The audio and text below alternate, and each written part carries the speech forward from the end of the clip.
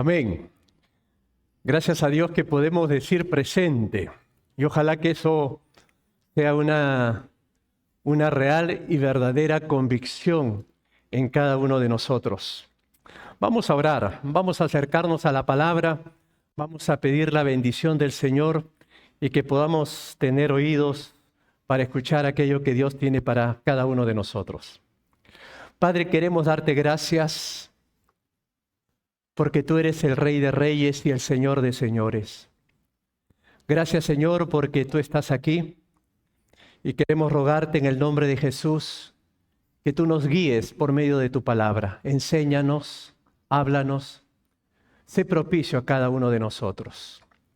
Tú eres el Dios verdadero, el Dios de paz, el Dios de amor, el Dios de toda consolación. Y por eso, confiados en ti, nos acercamos en el nombre de nuestro Señor Jesucristo. Amén. Muy bien, hermanos, ya por buen tiempo venimos hablando y compartiendo temas basados en el libro del Apocalipsis.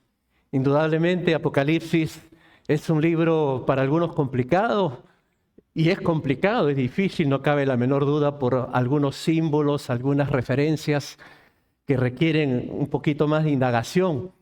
Pero debemos de tener presente las palabras con las que empieza este libro.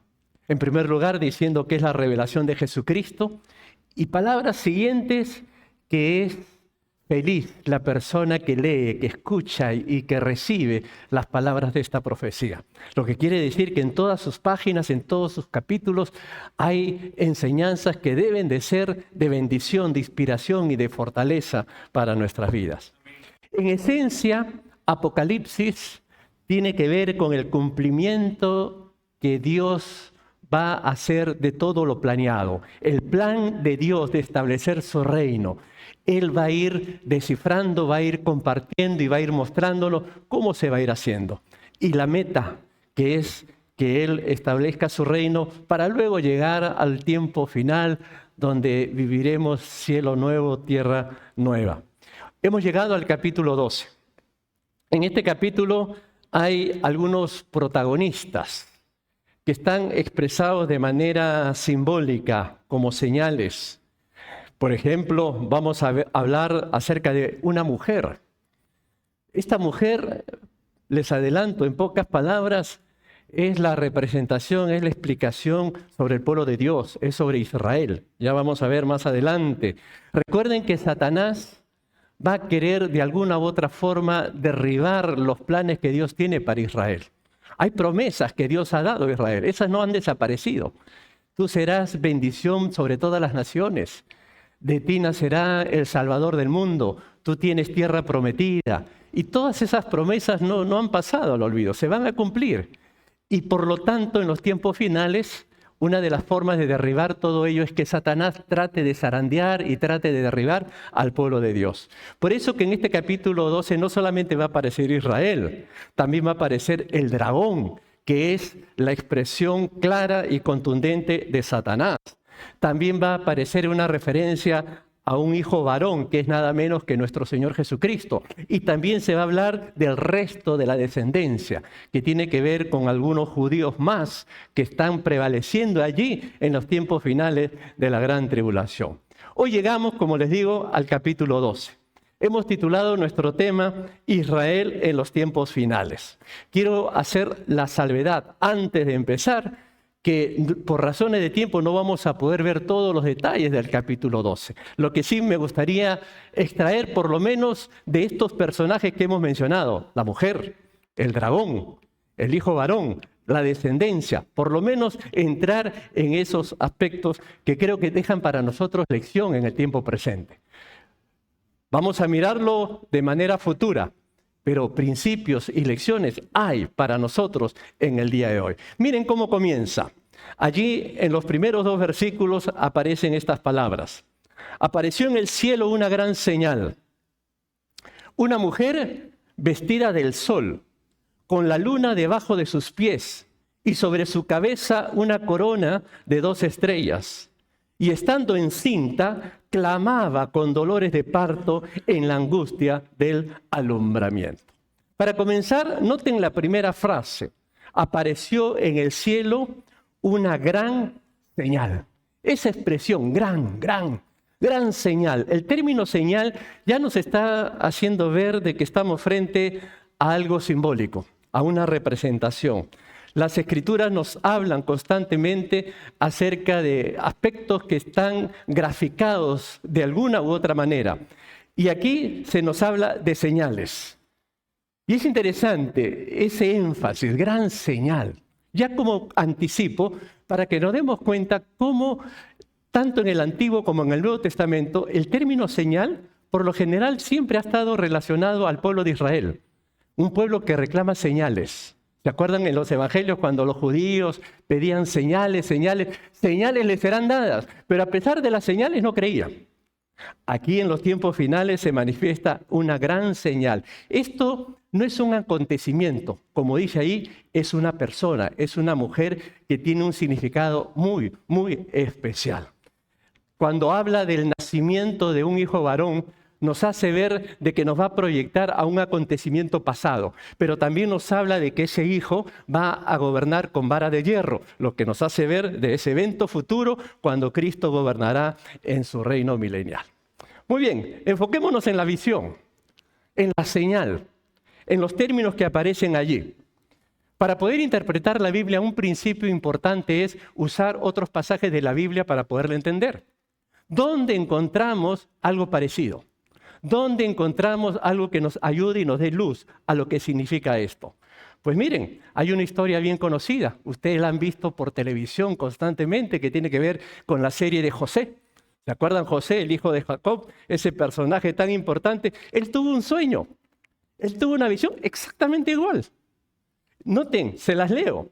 José soñó otro sueño y se lo contó a sus hermanos, diciendo, he aquí que he soñado otro sueño, he aquí que el sol y la luna y 11 estrellas, dice 11, no 12, porque el 12avo sería él, 11 estrellas se inclinaban a mí. Y lo contó a su padre y a sus hermanos. Y su padre le reprendió y le dijo, ¿qué sueño es este que soñaste? ¿Acaso vendremos yo y tu madre y tus hermanos a postrarnos en tierra ante ti? Y sus hermanos le tenían envidia, mas su padre meditaba en esto. Es interesante que en este caso el sueño de José, que causó tanto escozor, tanto fastidio, tanto malestar, tiene que ver con lo siguiente. José, en su sueño, hace ver que el sol simboliza a Jacob, que es su padre. La luna simboliza a Raquel, que es su madre. Y las 11 estrellas representan a sus hermanos. ¿Quiénes son estos personajes? Son judíos. Son pueblo de Dios. De allí van a ser toda la descendencia y todo lo que conocemos como el pueblo de Dios. Por eso que cuando nosotros observamos esta referencia, y más aún, si ustedes con tranquilidad miran el último versículo del capítulo 11 de Apocalipsis, se van a dar cuenta que cuando comienza el capítulo 12, hay términos como, por ejemplo, el arca del pacto, el templo, y todos aspectos que tienen que ver con Israel. Por eso, además de la visión que tuvo José, es interesante observar también que en el Antiguo Testamento, cuando se habla de Israel, se habla como que fuera una mujer que está encinta y que va a dar a luz. Hay varios pasajes, les leo uno, el del profeta Isaías. Isaías, hablando de Israel, dice, como la mujer encinta, cuando se acerca el alumbramiento gime y da gritos en sus dolores. Así hemos sido delante de ti, oh Jehová. Concebimos, tuvimos dolores de parto y dimos a luz viento. Ninguna liberación hicimos en la tierra, ni cayeron los moradores del mundo. Vemos entonces cómo se describe a Israel como una mujer. Y en este caso nosotros podríamos mencionar que cuando se habla de esta mujer que va a alumbrar, sabemos que se refiere nada menos que a nuestro Señor Jesucristo. ¿Por qué? Porque Jesús vino de Israel, Jesús nació de una mujer judía. ¿Y por qué no creemos que es María? Porque algunos piensan que esta mujer es María. Porque simple y sencillamente, si ustedes siguen leyendo, van a ver todo lo que va a pasar con esta mujer, que no le pasó nunca en la vida a María. toda esa persecución en el desierto, todo ese ataque que recibió del dragón, no tiene que ver con María. ¿Por qué no es la iglesia? Porque la iglesia no da a luz a Jesús. Es Israel el que da a luz a Jesús. Más bien nosotros, la iglesia, provenimos de Cristo. Cristo es el que va a alumbrar a la iglesia. Y es en ese sentido, pues, que coincidimos y creemos, como muchos estudiosos, que aquí está hablando nada menos que de Israel. Interesante que el apóstol Pablo, tomando esa terminología, va a decir de quienes son los patriarcas, Israel, y de los cuales según la carne vino Cristo. Según la carne vino Cristo. Esta mujer va a dar a luz a su hijo, por lo tanto está refiriéndose a toda la nación, porque más adelante van a ver todos esos detalles y esa persecución que ella va a recibir. Por eso fue Israel la quien humanamente dio a luz a Jesús. Es interesante que el mismo Señor Jesucristo, cuando tuvo ese diálogo con la mujer samaritana, ¿se acuerdan? Ahí en el pozo de Samaria, Jesús le dijo a la mujer, la salvación viene de los judíos. Y eso no tiene que caber la menor duda. Por eso que todos estos detalles nos hacen pensar que esta señal, por eso dice señal, esta simbología, esta mujer representa a la nación de Israel, porque fue Israel la que dio a luz al Mesías, al Salvador, al Rey de Reyes, aquel que va a gobernar, como dice más adelante, con vara de hierro. Esa es la primera señal. Esta mujer, y quiera Dios que quede claro que se refiere concretamente a la nación de Israel. Pero aparece otra señal. También dice, apareció otra señal en el cielo. Y aquí un gran dragón escarlata que tenía 7 cabezas y 10 cuernos y en sus cabezas 7 diademas. Y su cola arrastraba la tercera parte de las estrellas del cielo y las arrojó sobre la tierra. Y el dragón se paró frente a la mujer que estaba para dar a luz, a fin de devorar a su hijo tan pronto como naciese. Otra señal, el dragón. Ya de por sí, para ponerlo de manera más simple, ustedes se pueden dar cuenta que en los tiempos finales se va a desencadenar una gran batalla, una gran lucha.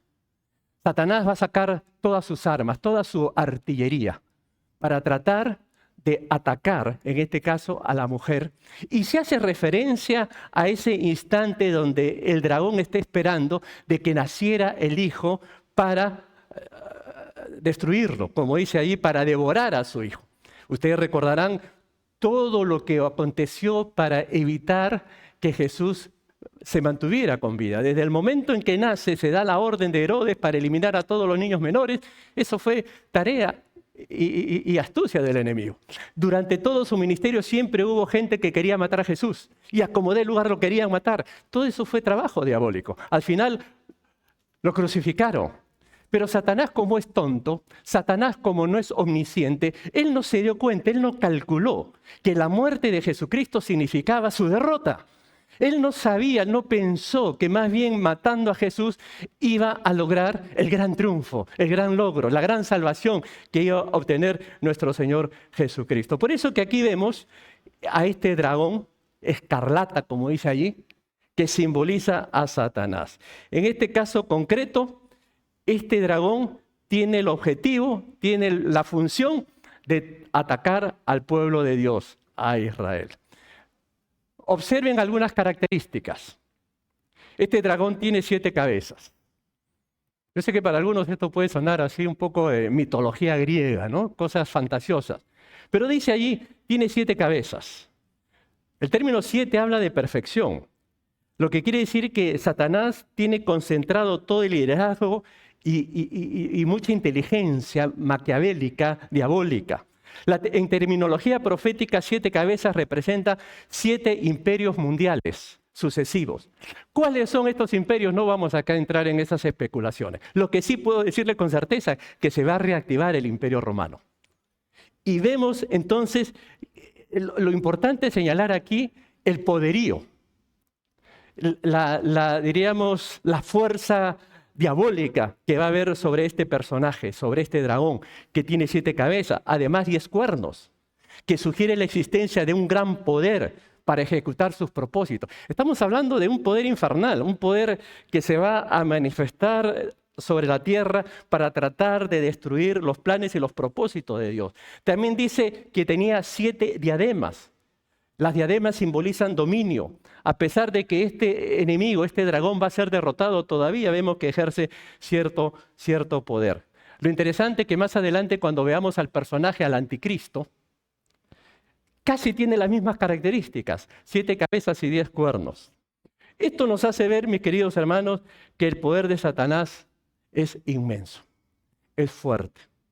Su poder sigue actuando. No debemos nosotros en el presente ignorar las maquinaciones del enemigo. Él, como dé lugar, va a trabajar en medio de su pueblo para desalentar, para desanimar, para turbar, para confundir, para distraer, para apartarnos de los planes y de los propósitos de Dios. Aquí en este versículo se nos dice que él tenía el propósito de devorar a su hijo tan pronto como naciese. En esta revelación que está teniendo Juan, nos remonta, como les decía hace un momento, a que pensemos en un hecho que ya pasó. Cuando Satanás quiso devorar y quiso destruir a la persona de Jesucristo. Pero también nos hace ver que ese Cristo fue transportado y ahora está a la diestra del Padre y ahora está presto para tomar posición y gobernar en su reinado, que todo el mundo, que todos nosotros como creyentes estamos esperando. Luego dice, siguiendo con el relato de Apocalipsis, ahí en el versículo 5, que ella dio a luz un hijo varón, que regirá con vara de hierro a todas las naciones, y su hijo fue arrebatado para Dios y para su trono. Aquí está lo que va a pasar en el futuro. Lo que vimos, el afán y el deseo de Satanás de querer destruir a Jesús, no lo logró. Ahora el Señor fue llevado, está allí en su trono y está a la expectativa de llegar el momento para poder manifestarse y poder gobernar, como dice ahí, con vara de hierro. Interesante que aquí el apóstol Juan utiliza una expresión que aparece en el Salmo 2, ese famoso salmo que se conoce como uno de los salmos mesiánicos. Ahí el salmista dice lo siguiente: pídeme y te daré por herencia a las naciones, y como posesión tuya los confines de la tierra. Los quebrantarás con vara de hierro, como vasija de alfarero los desmenuzarás. Gobernarás con vara de hierro. Una clara referencia, vuelvo a repetir, al hecho de que Jesús está por venir y está por establecer su reino, lo que nosotros conocemos por su reino milenial. Dice a continuación que la mujer huyó al desierto, y donde tiene lugar preparado por Dios, para que allí la sustenten por 1260 días. Esta mujer, que como hemos explicado, es la clara representación del pueblo de Dios, que huye al desierto. Es interesante notar aquí, por un lado, que cuando Dios manifiesta su ira, la manifiesta como juicio y como disciplina al pueblo gentil, al pueblo que no es judío. Pero acá lo que nosotros podemos notar, que al judío propiamente se nota un ataque directo, como se describe aquí, del dragón, de Satanás, del enemigo. Y aquí se le dice que esta mujer huye al desierto. El término desierto es un lugar que nos hace recordar en un tiempo de disciplina y de corrección. Ustedes recuerdan cuando Dios, en su gracia, liberó al pueblo, a su pueblo de Egipto, y fueron por el desierto. Allí en el desierto fue interesante ver la gracia de Dios, cómo lo sostuvo y cómo lo guardó, cómo lo protegió, pero al mismo tiempo lo disciplinó. Ahora, en los tiempos finales, vemos un detalle interesante. Israel fue llevada al desierto, pero noten esa expresión. Dios tiene un lugar preparado. Dios siempre va a guardar. Dios siempre va a cuidar en medio de las penurias, en medio de las grandes travesías, en medio de las dificultades. No pierdas de vista que la gracia y la misericordia de Dios estará con su pueblo. Y en este caso vemos aquí que Dios tiene un lugar preparado para sostenerlos. Y dice exactamente por 1260 días. ¿Eso cuánto es? 3 años y medio. Es la mitad de la tribulación. 42 meses. Es lo que más adelante en el versículo 14 dice que el Señor va a guardar a su pueblo por un tiempo, tiempos y la mitad de un tiempo. Tiempo, 1 año. Tiempos, plural, 2 años. La mitad de un tiempo, medio año. Es la misma manera de expresar, vuelvo a repetir, de manera simbólica, lo que va a acontecer en estos tiempos futuros. Pero ¿dónde está la lección? ¿Dónde está la verdad? ¿Dónde está el amor de Dios? En que Dios siempre tiene un lugar preparado para ti. Dios siempre te va a guardar. Tú confía en Él. Tú ríndele tu corazón a Él.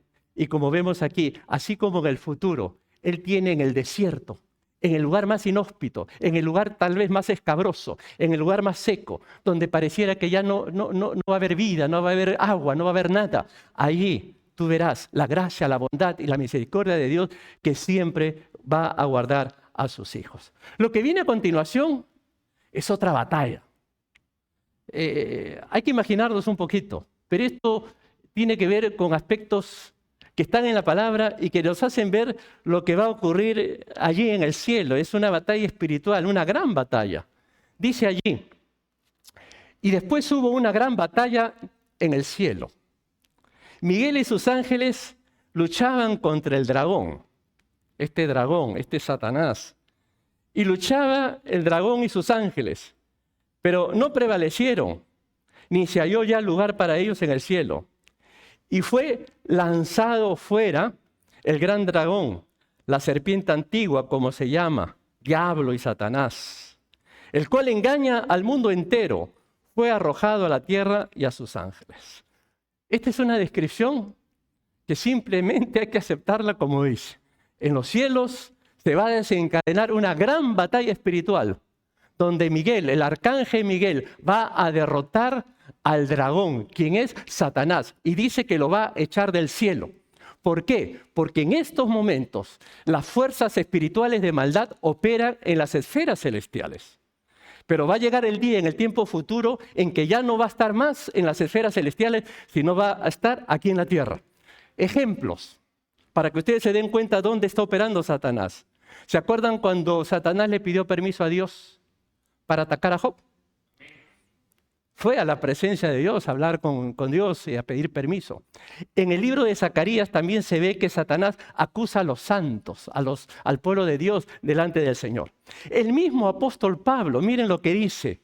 Nosotros no tenemos lucha contra sangre y carne, sino contra huestes espirituales de maldad en las regiones celestes. O sea, en el presente, querido hermano, nosotros tenemos luchas, tenemos batalla. Por eso no todo hay que mirarlo de manera humana o de manera circunstancial. Hay que mirar también que todo tiene su raíz.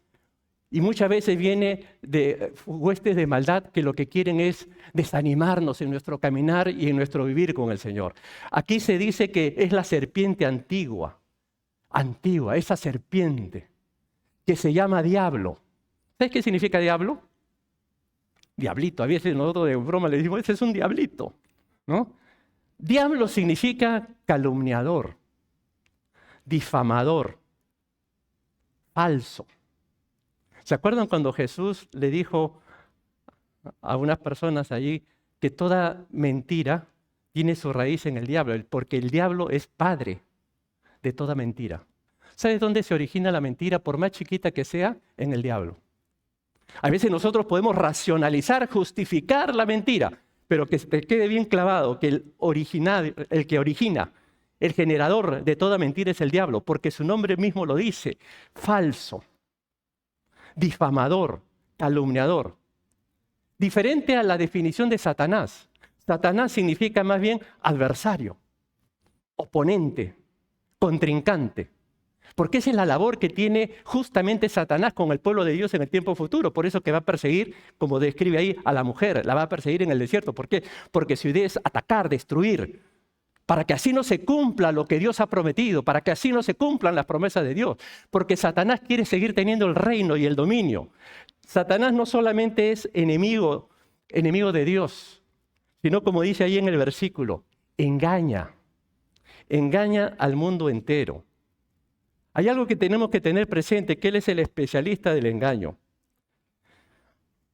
Todo comienza en el huerto del Edén. Ahí fue cuando engañó a la primera pareja. La Biblia nos dice que el mundo entero está bajo el maligno. Por eso, hermano, hay que mirar con objetividad algunas conductas y algunas situaciones mundiales. Por ejemplo, si hay un sistema económico cuya influencia es corrupta, negativa, y que va en contra de los valores de justicia y de compasión que la Biblia promueve, tú te tienes que dar cuenta allí que ese sistema económico, por más que dé la apariencia de bienestar y de todo lo que tú quieras, en el fondo lo que está generando es inspiración y es maquinaria diabólica. Cuando, por ejemplo, hay una política que promueve opresión, que promueve injusticia, que promueve falta de libertad, ahí tú ya te tienes que dar cuenta que las influencias no son influencias que vienen del cielo, no son influencias que vienen del Señor. Cuando los medios de comunicación que promueven la mentira, que promueven la inmoralidad, que promueven la desinformación, ahí tú ya te tienes que dar cuenta cómo opera Satanás.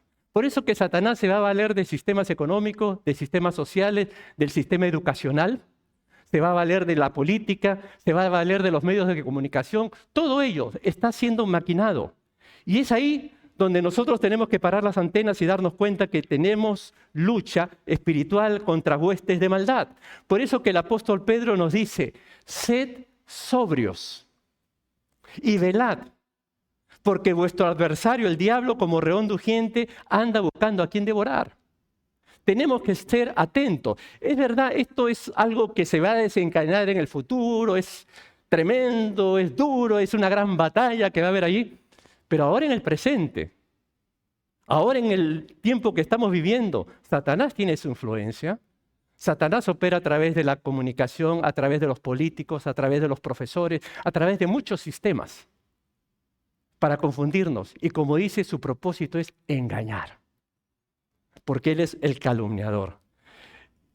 Siguiendo adelante con este mismo capítulo, leemos las siguientes palabras. Entonces, oí una gran voz en el cielo que decía, ahora ha venido la salvación, el poder y el reino de nuestro Señor y la autoridad de su Cristo, porque ha sido lanzado fuera el acusador de nuestros hermanos, el que los acusaba delante de nuestro Dios día y noche. Y ellos le han vencido por medio de la sangre del Cordero y de la palabra del testimonio de ellos, y menospreciaron sus vidas hasta la muerte. Noten ustedes, aquí ahora hay un cántico de victoria. ¿Por qué? Porque Satanás ha sido echado, ha sido derrotado, la victoria se ha logrado. Hay un cántico de alabanza. Pero noten ustedes, otra actividad diabólica, y por la cual muchas veces andamos con la cabeza agacha. Tristes. ¿Sabes cuál es? Acusar. Satanás es especialista en acusarte. Si has pecado, te lo va a tener presente, es posible hasta que te mueras. Te va a tener ahí martillando, martillando y martillando. Él es, valga la expresión, el gran acusete.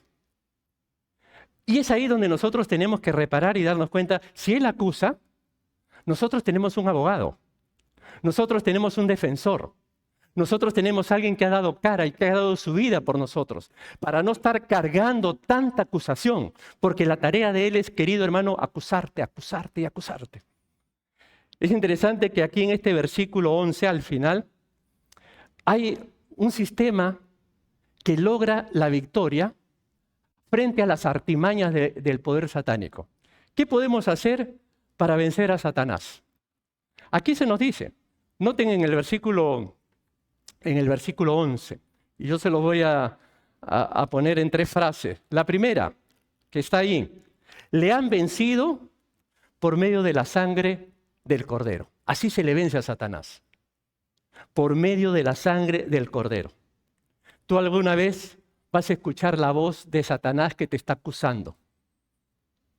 Pecador, hipócrita, no debes venir, ya no tienes perdón.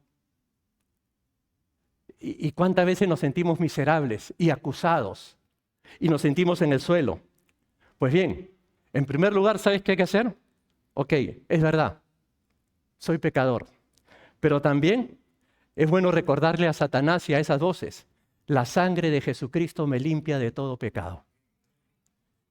Él murió en la cruz para salvarme y para perdonarme. Y es bueno recordarlo. Es bueno recordar esas palabras del apóstol Pablo en el libro de Romanos. Ninguna condenación hay para los que están en Cristo Jesús. Así que, querido hermano, si estamos siendo acusados, si hemos pecado, si hemos fallado, ok, nos sentimos mal, nos sentimos miserables, nos sentimos hipócritas, pero recuerda, la sangre de Jesucristo te limpia de todo pecado. Dile al Señor: perdóname. Dile al Señor: Señor, yo acepto tu perdón, acepto tu gracia. Y Él te limpia. Así lo vencieron. Así lo derrotaron. En esos tiempos donde Él se creía el maestro de las acusaciones, porque Él se pasa la vida acusando, señalando, remarcando, haciendo ver lo mal que nos hemos portado.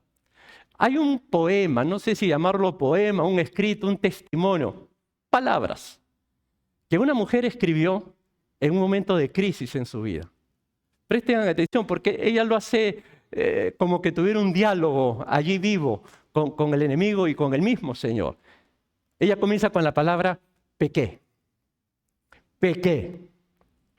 Y luego, a toda prisa, Satanás voló ante la presencia del Dios Altísimo y allí hizo una acusación y dijo: esta alma, esta cosa de barro, ha pecado. Es cierto que ha pronunciado tu nombre, pero yo exijo su muerte, dice el enemigo, porque tú has dicho: el alma que pecare, esa morirá. ¿Vas a cumplir? Está muerta. Envía a esa miserable pecadora a su perdición. ¿Qué puedo esperar, dice el enemigo, de un gobernante justo?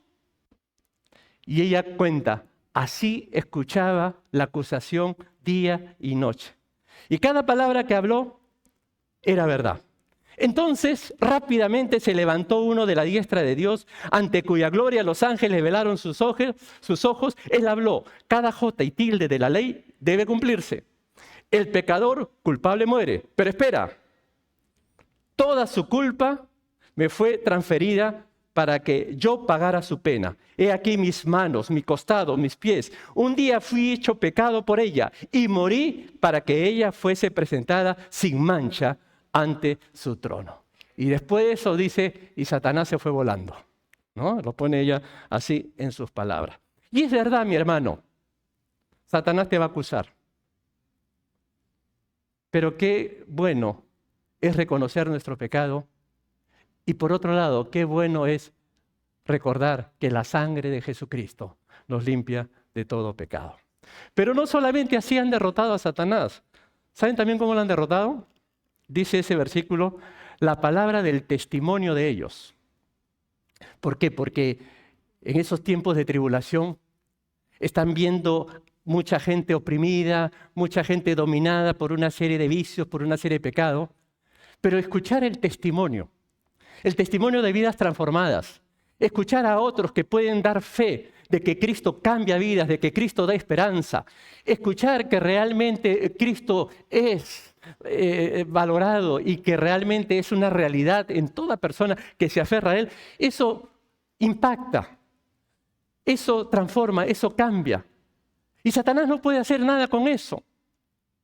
Por eso, querido hermano, tú que tienes un testimonio de vida, de salvación, de que Cristo es tu Salvador, eso es dinamita para el enemigo, porque le vas a compartir a otro la esperanza que solamente Cristo puede dar.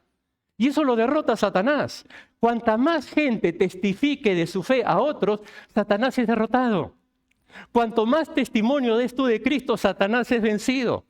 Porque esa es la forma que nosotros podemos ir logrando terreno y mostrándole a otras personas que Cristo es la única esperanza.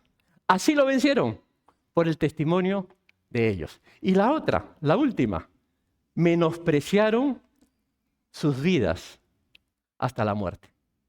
Cuando Satanás ve a una persona que dice: a este no le importa morir, lo estoy amenazando de muerte si sigue creyendo en Cristo y no le interesa. No puede hacer nada, porque son personas que se dan cuenta que la vida es un pasito, porque lo que le espera es más hermoso, es más glorioso. Y cuando hay gente que está aferrada a la vida, cuando hay gente que está, diríamos, anclada a lo terrenal, le cuesta poner en alto el nombre de Cristo.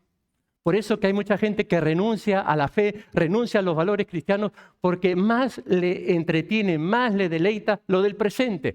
Y se acurruca, abraza y se encariña de todo lo que el mundo le puede ofrecer. Pero cuando hay personas que le dan su lugar de preeminencia al Señor, por eso que Pablo decía, para mí el morir es ganancia. Porque sabe que realmente lo que viene más adelante es mejor. Lo terrenal hay veces nos ciega, nos hace ver, nos hace pensar de que después de esto no hay nada. Por eso que ahí vemos que esta gente menospreció su vida hasta la muerte. Y con eso, ¿qué va a hacer el enemigo?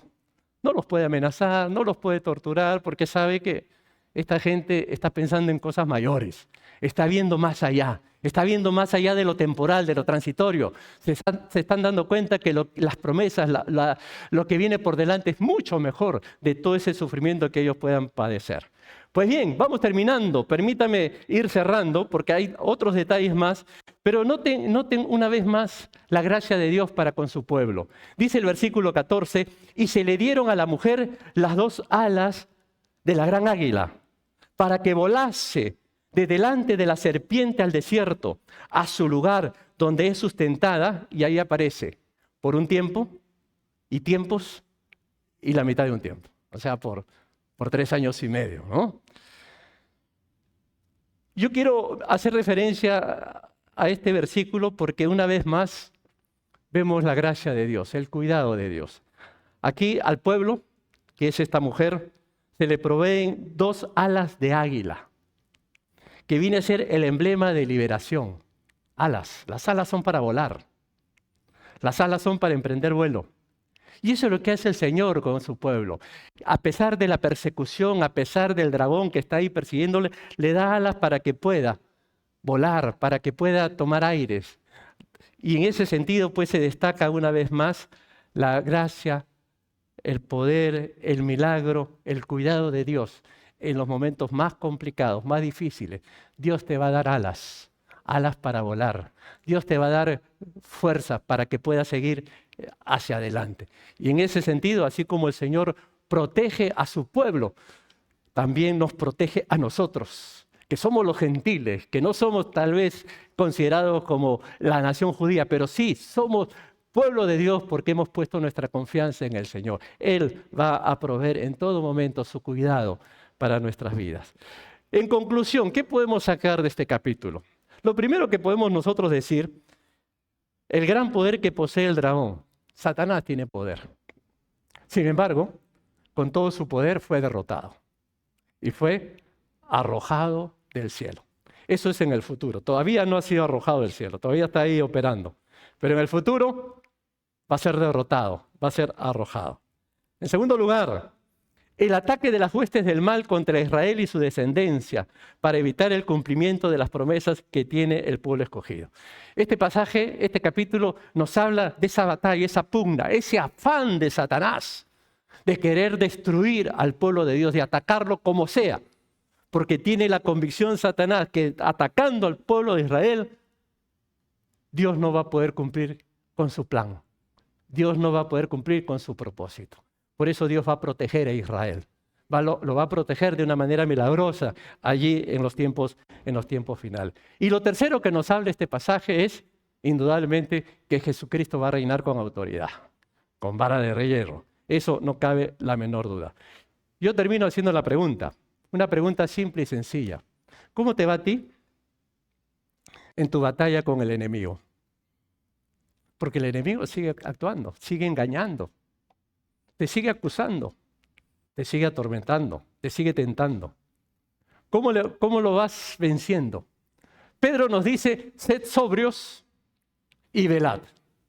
Velad es mantente en comunión con Dios, ora, lee su palabra, busca de Dios. Pero también hemos visto aquí qué importante es tener la fe en la sangre de Jesucristo. Cuando recibas esas acusaciones, la sangre de Cristo te ha librado de toda culpa. Otra manera de derrotar al enemigo es arrancando personas que están bajo su dominio. ¿Y cómo las puedes arrancar? Dando testimonio de tu fe, poniendo a Cristo como muestra gloriosa de lo que Cristo puede hacer para cambiar y transformar vidas. Otra manera de derrotar a Satanás es que no tengas tanto apego a las cosas del mundo, sino que mires sabiendo que estás de paso, que eres peregrino y que realmente tu morada final está allá en los cielos con el Señor. Ese estilo de vida hace que Satanás vaya teniendo fuerza y teniendo dominio, porque tu mirada y tu objetivo está puesto en lo eterno, está puesto en lo grandioso, está puesto en lo que Dios nos ha prometido. Vamos a orar, vamos a inclinar nuestros rostros y yo te invito, querido hermano, a que tú pongas tu fe y tu confianza plena en el Señor. Recuerda que en Cristo somos más que vencedores. Y sea cual fuere tu lucha o tu batalla, qué bueno es saber que el Señor siempre va a proveer su cuidado. Así como va a proveer alas a su pueblo para que vuele en el desierto, a ti también te va a dar alas para que puedas volar. Y cuando estés atormentado por tanta acusación, porque estás siendo acusado por todo lado, acuérdate que Cristo ha dado su vida por ti para perdonarte de todo pecado y de toda falta, de toda transgresión. Señor, qué bueno es saber que tú eres nuestro amparo y nuestra fortaleza. Qué bueno es saber que tú eres nuestro pronto auxilio en medio de las tribulaciones. Qué bueno es saber, Señor, que tú vas a cumplir tus promesas, que tú vas a guardar a tu pueblo, a Israel, en los tiempos complicados, en los tiempos de la gran tribulación. Tú estarás, Señor, allí con ellos, dándoles un espacio en el desierto, dándoles alas para saber protegerse y librarse de todos esos ataques que vendrán del maligno. Todo ello, Señor, nos muestra que tú eres real, que tus promesas se irán cumpliendo. Ayúdanos a vivir el presente con la mirada puesta en el porvenir. Ayúdanos, Señor, a aferrarnos plenamente a todo aquello que viene del cielo, a todo aquello que viene de tu palabra. Nos ponemos en tus manos preciosas, en el nombre de Cristo Jesús. Amén.